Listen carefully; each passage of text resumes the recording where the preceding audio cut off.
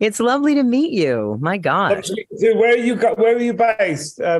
So we're in Oh, Chicago right Chicago. now. Oh, Chicago. Cool, cool. Yeah. Do you have any particular fond memories of Chicago?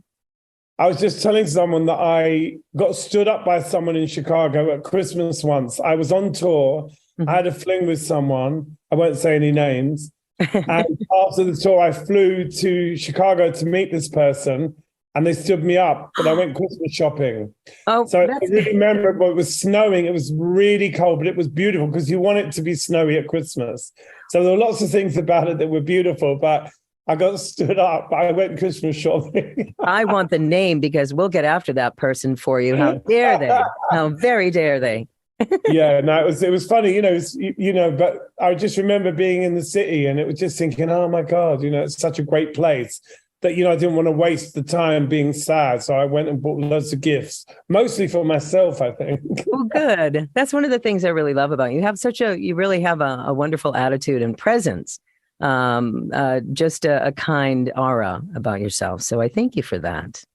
Oh, thank you. Thank you. I work on that probably more now than I used to, because I think when you're young, you're sort of on autopilot, aren't you? And I think as you get older, you get wiser a little bit. I think. I don't want to Absolutely. push it.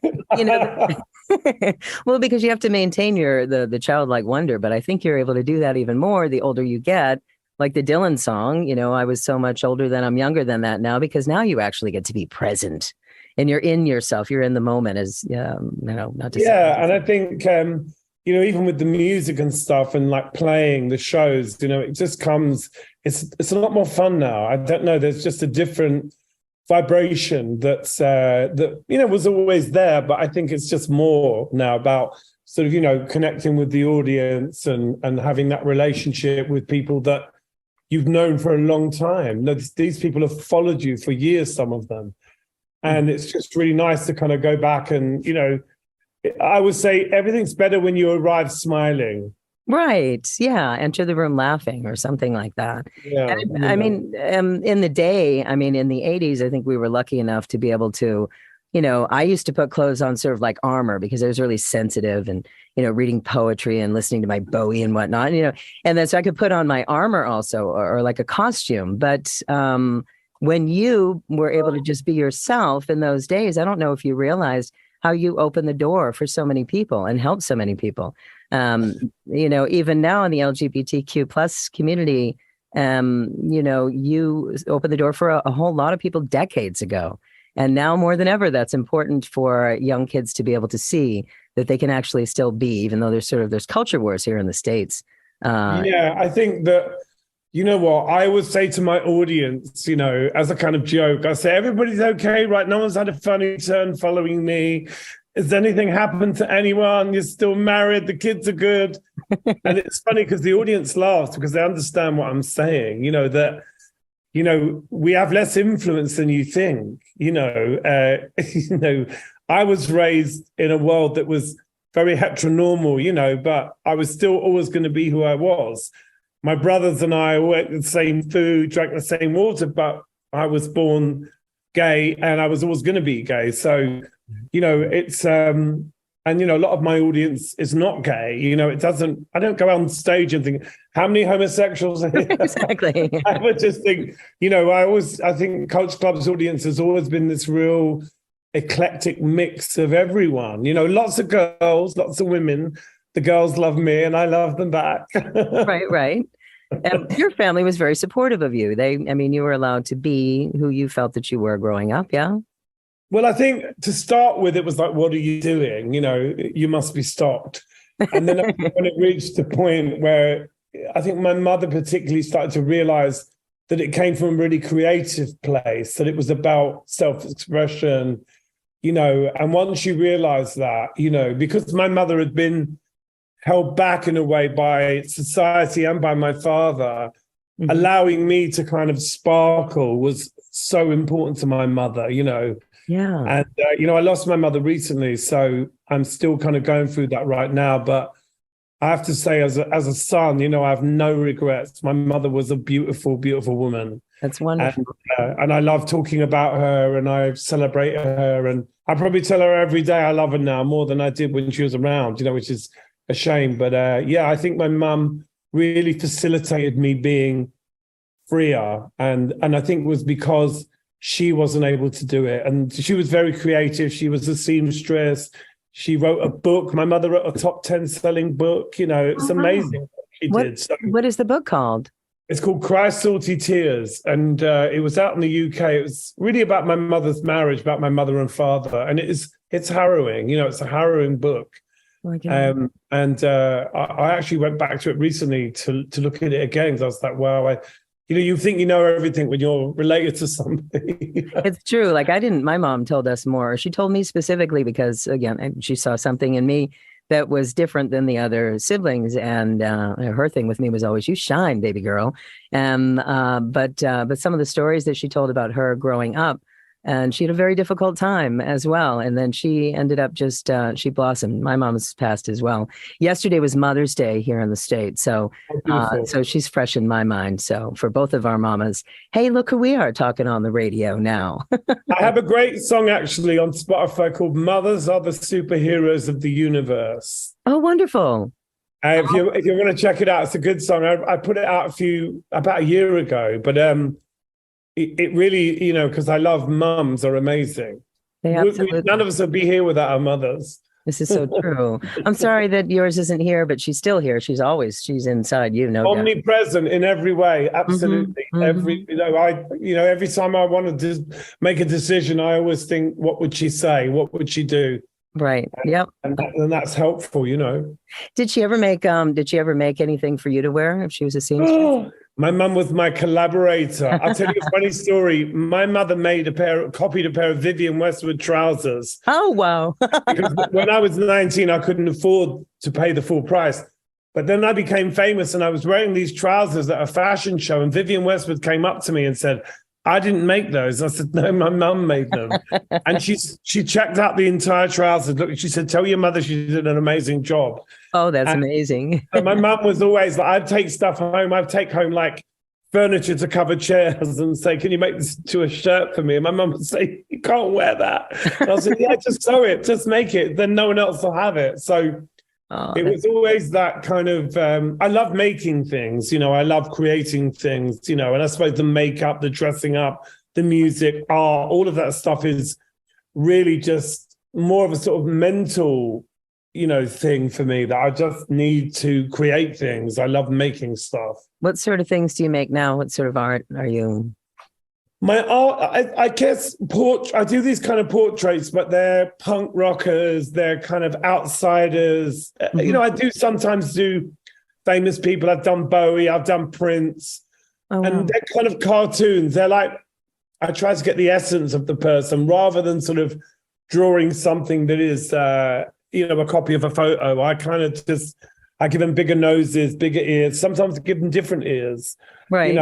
It's very cartoonized and humorous, and I bead it, and it's quite fashion based. It's a lot of fun, actually. I think it's I make art that wants to be noticed.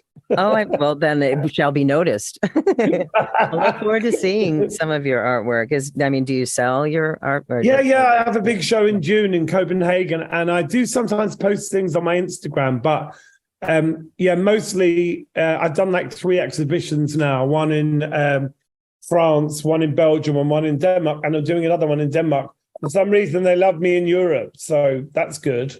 Well, you've got that going for you, among many other things. So one of the things, growing up as children, when you might feel a little bit different, to me, music was always my best friend. And I know we have Bowie in common. So what did Bowie mean to you growing up, when you sort of discovered, because Bowie was a portal to everything. Poetry. He was. He was the light at the end of the sort of grey suburban tunnel for me. When I discovered Bowie, I first heard him through my brother's bedroom door. Right. I heard the Man Who Sold the World, and then Ziggy came along, and I think my brother moved on to Rod Stewart and the Faces, who I also loved. But Bowie was the one that I adopted because I don't know, I suddenly realized that there were other people like me out there. And it wasn't, interesting with Bowie. Bowie wasn't really gay. Right. And he was kind of I just think he was very kind of open-minded, and even if he was a bit, it wasn't complete. And he just played with all those boundaries. And I think people aren't interesting because of their sexuality or their gender. They're interesting because of their imaginations. And his was just boundless. He was like a Pied Piper. And he used a very wide palette in terms of what he wrote. Mm-hmm. So he wrote about all sorts of interesting things. And I suppose, his way of writing has really influenced me, because now I realize you can write a song about anything, right? And you can decide what it's about after you've written it. There isn't really some formula to writing music. It's about so many things. And I feel as a writer, you just got to keep pushing yourself. And also looking back at what you did instinctively in the beginning. That's why these shows are always fun, because you really get to see what certain writing does. I went to see Duran Duran a couple of weeks ago. Oh, really? How was it? Oh, it was fantastic. And, great songs. You've got a whole show of just amazing songs, even some new stuff that was fantastic. But, right. As I say, as a band, you try to write in your style. So when you do new things, they are familiar because it's in your kind of, it's in your walk, you like. Right. Yeah. Your wheelhouse or your genre. Tell me about your new music. Tell me about, I heard you wrote something, you wrote a lot during the pandemic. I believe I saw you wrote something like 97 songs you continue to write, obviously. Yeah, I've been putting music out. I started this thing called 60 for 60 when I was 60. Right. And I've released about 47 tracks so far. I've got a load of stuff coming. I'd like to do something really crazy, like put 5 albums out on the same day. I have the material, because what we did in the pandemic was really climb back in. Well, I personally climbed back into the writing process and kind of learned to get out of my own way a bit. Like, I used to kind of get blocks, and now I just never get a block. Why do you think that is? Just Google it. Google it. Well, it's just reading more, using more words, looking things up, reading poetry, listening to what people say, because sometimes people say the most profound things and you think that sounds like the opening of a country song, Right. And I think sometimes I've realized that it's all there for you to use. Every word that you can possibly use already exists. Right. But it's how you put together the narrative of a song. That's why I like surrealist pop. I like things that are a little bit like jagged, and Bowie was really good at that, of doing stuff that wasn't necessarily one thing or another. It was like a bit of this, mm-hmm. a bit of that, and yet somehow the way he twisted it all together, it was unique. And I think that's all you can do. You just take the ingredients from the pantry, right. which is a very well-stocked pantry, and you take them and you make that meal, and there are some meals that just are what they are. There's some meals that are like rock and roll, right? It's rock and roll, or it's 50s, right. Or it's jazz. But then there's an area of pop where you can just throw a lot of things into the same pot and go, what's this, Or it could be frock and roll, which I think I saw in the back of. Yeah, I love rock and roll. Rock and roll. I love that. Well, this tour, the Letting It Go show, it is, and it'll be coming to our area in Chicago with you, Howard Jones, and Berlin. It comes to Chicago on August 3rd, or just outside of Chicago. So I'm looking forward to seeing you and seeing how the show plays out today. But you started in Las Vegas, right? Did this tour start with a bunch of sold out shows, a bit of a residency in the land of Liberace and the Rat Pack and Wayne Newton? What did that feel like, Tonka Shane?